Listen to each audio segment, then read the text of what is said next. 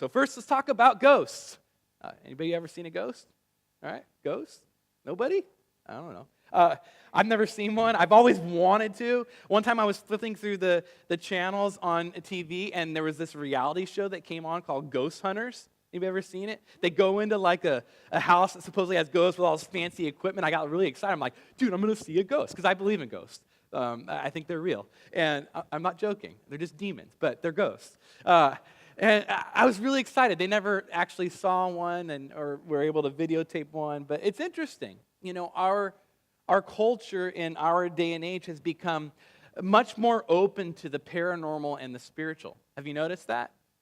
There's TV shows about all kinds of things, mediums and psychics and angels and demons and magic and just the supernatural in general.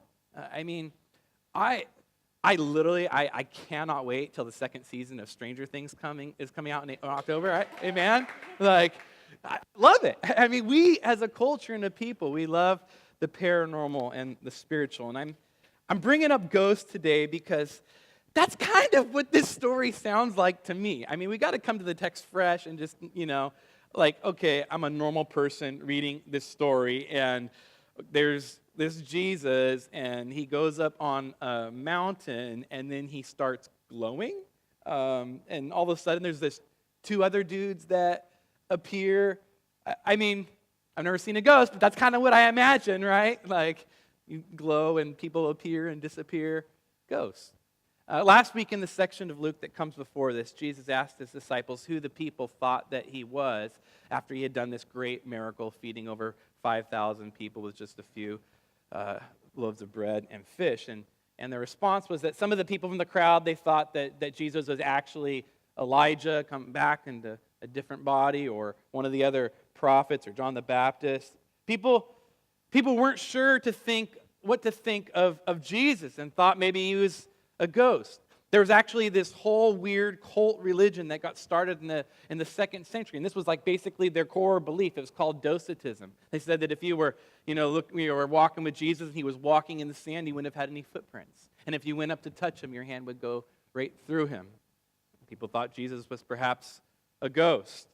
So when Elijah and Moses show up next to Jesus on this mountain, Moses and Elijah, two of the greatest prophets in the Bible, when they show up, it's clear that Jesus isn't them. Jesus is his own person. Moses and Elijah are standing next to him. And there's this key line that Luke records for us that tells us that Jesus is something greater, something much, much more than just a ghost, a real person with a real mission he came to earth to accomplish. So check it out with me, verse 30 and 31 again.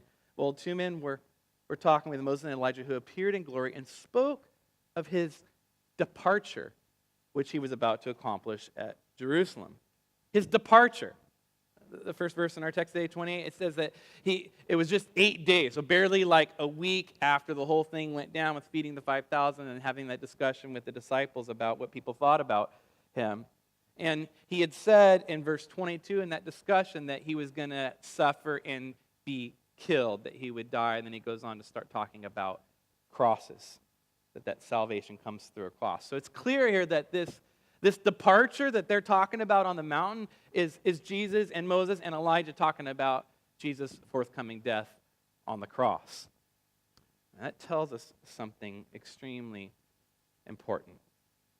That the departure is talking about the cross in Jerusalem that was to come. First, that Jesus wasn't a ghost. He was a real human being with a real body, with real blood that would be shed on a cross. But even more that this Messiah, this Savior, this Son of God, he is clearly here in this story. He is the crown and glory of heaven, that he would give himself up to a cross. This departure on a cross in Jerusalem. Verse 35 says, God chose him for that task. He was the chosen one to do this. So here in the scene, we see Jesus as he really is, as the divine Son of God. He's shining with the glory of God on the mountain. But on the cross, we don't see him like that. On the cross, he looks beat up and defeated. He looks weak. But as in that moment, on the cross when Jesus was in his most glorious moment, dying for sinners, taking on the wrath of God for the healing and salvation of all kinds of people throughout all time, across all the world, in order that everything might be made right again. Some have said that God's glory was hidden on the cross. His glory was hidden on the cross, that it's in the cleft of the cross where all of God's goodness and mercy come flowing down to us to cover us. The cross was Jesus' most glorious moment. John Owen is a dead Puritan that I just absolutely love. And he wrote this book titled The Glory of Christ. I want to read to you what he says about this. When the sun is under a total eclipse, he loses nothing of his native beauty, light, and glory. He is still the same that he was from the beginning, a great light to rule the day. To us, he appears as a dark, useless meteor, but when he comes by his course to free himself from the lunar interposition into his proper aspect towards us, he manifests again his native light and glory. So was it with the divine nature of Christ. He veiled the glory of it by the interposition of the flesh, or the assumption of our nature to his own. He took the form of a servant, of a person of mean and low degree.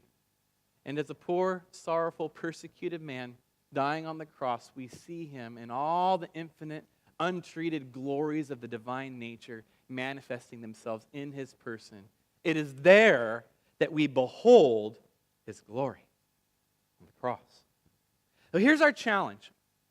If I'm honest, I think like seeing something that like Peter, James, and John got to see with Jesus in his glory as God on the mountain there, brilliant. I think that's what I want. Like that, I think a lot of us deep down we wish we could like see something that would, just seal the deal. Some tangible proof that Jesus is actually who he said he was. I want to see some supernatural thing like that. I don't want to see a cross. I don't want to see a cross. I want to see something like that. Peter, James, and John, they didn't want to see a cross either. That's why they missed it. They suggest building these houses or tents for Jesus like they did in the Old Testament, the tabernacle and all that. They suggest building houses for Jesus and Moses and Elijah. They want to start building the royal divine castle like Mount Olympus, right? Where the gods can dwell. Peter, James, and John, they weren't interested in the conversation that was going on with Jesus and Moses and Elijah about this departure. They weren't interested in the way of the cross. They could not see the glory that was to be revealed in it. You see, our greatest need isn't for something fantastic and mystical. Our greatest need is to see the divine Savior as the one who gave up his life for us so that we might have life, that we might have more. We're sinners who have sold ourselves short of what we're meant for. We want and we need more. And that's why Jesus died, so we could experience the more that we're meant for, the glory that we long for. In being forgiven and being made new and being put in relationship with God, then we begin to experience the goodness and the glory of God, the more that we long for. It comes to us by the way of the cross. It's the way of death, the way of dying to ourselves, the way of receiving new life from Jesus that he purchased for us in his death and resurrection. Today, are you here and you're just really searching for some spiritual experience? And what God is really calling you to is to look at his glory that has been revealed for you in the cross. There's glory there. There is glory there. The glory that we long for is hidden in the treasure chest of the cross. That's where the glory of God is most found. There's more in Jesus, more than we know, more than we could ever